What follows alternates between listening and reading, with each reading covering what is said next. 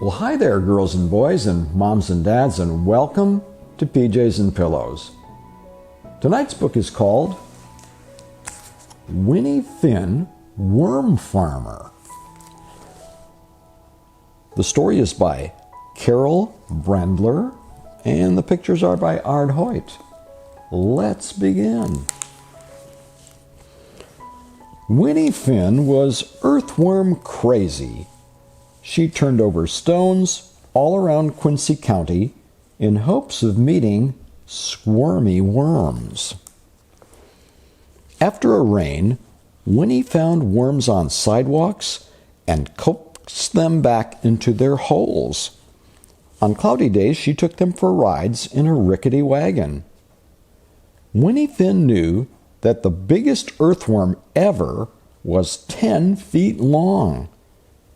She knew that an earthworm has 5 hearts, and she knew which end was the head and which end was its tail because the head always goes first when it moves.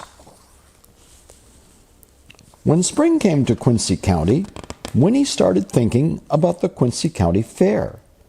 The fair had prizes for things like the best-looking puppies, the best-laying hens, and the best-growing cornstalks.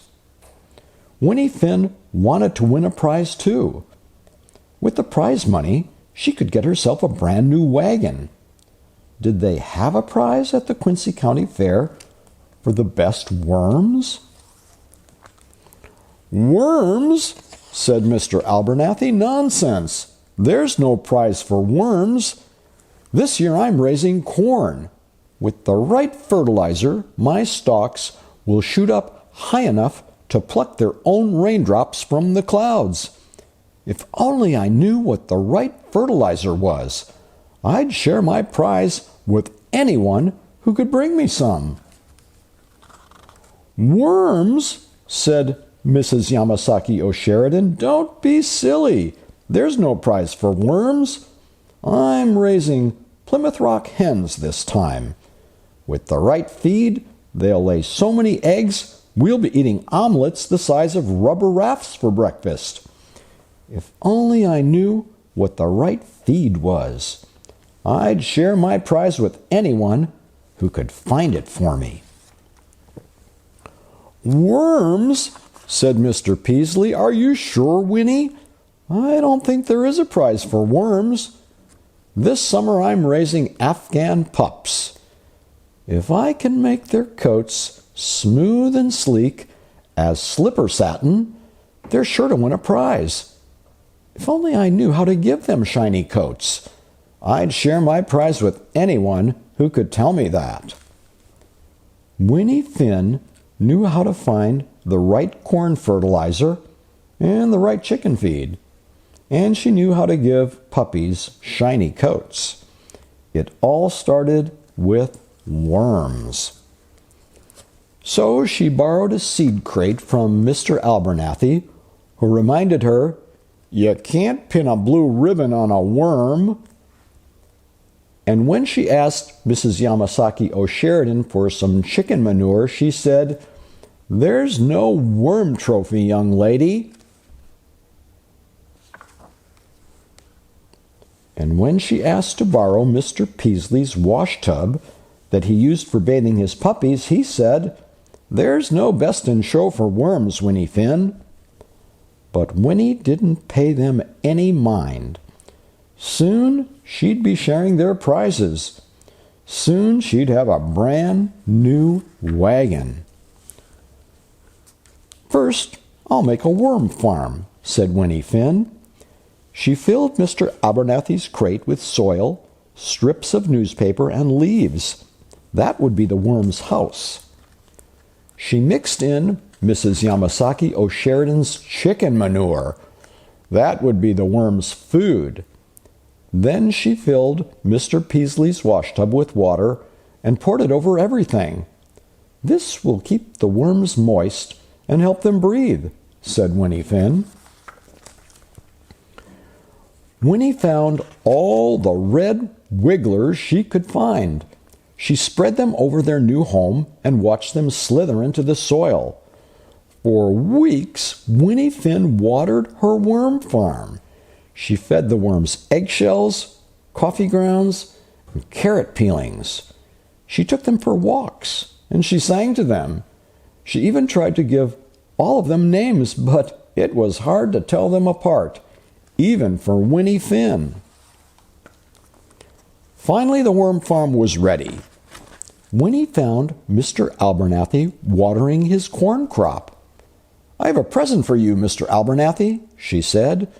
"Spread this around your corn. You'll have corn stalks tall enough to pluck their own raindrops from the clouds." Sure enough, a few weeks later, the corn was taller than Winnie. "Winnie Finn, you were right. Worm fertilizer was just what this corn needed. How can I thank you?" "Some corn would be nice, Mr. Abernathy." Winnie took the corn to Mrs. Yamasaki O'Sheridan. "I have something for you," she said. "Feed this fresh corn to your hens. You'll have plenty of eggs for omelets the size of rubber rafts for breakfast." Sure enough, a couple of weeks later, Mrs. Yamasaki O'Sheridan's hens were laying so many eggs that she had to scramble to keep up. My goodness, Winnie Finn! Fresh corn was just what my darlings needed.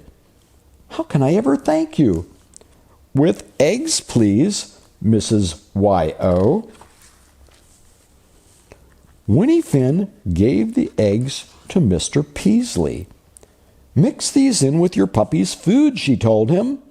"They'll have coats as smooth and sleek as slipper satin." "Thank you, Winnie. You are so clever. I'll mix some up right this minute." On the day of the Quincy County Fair, everybody came to see who would take first prizes.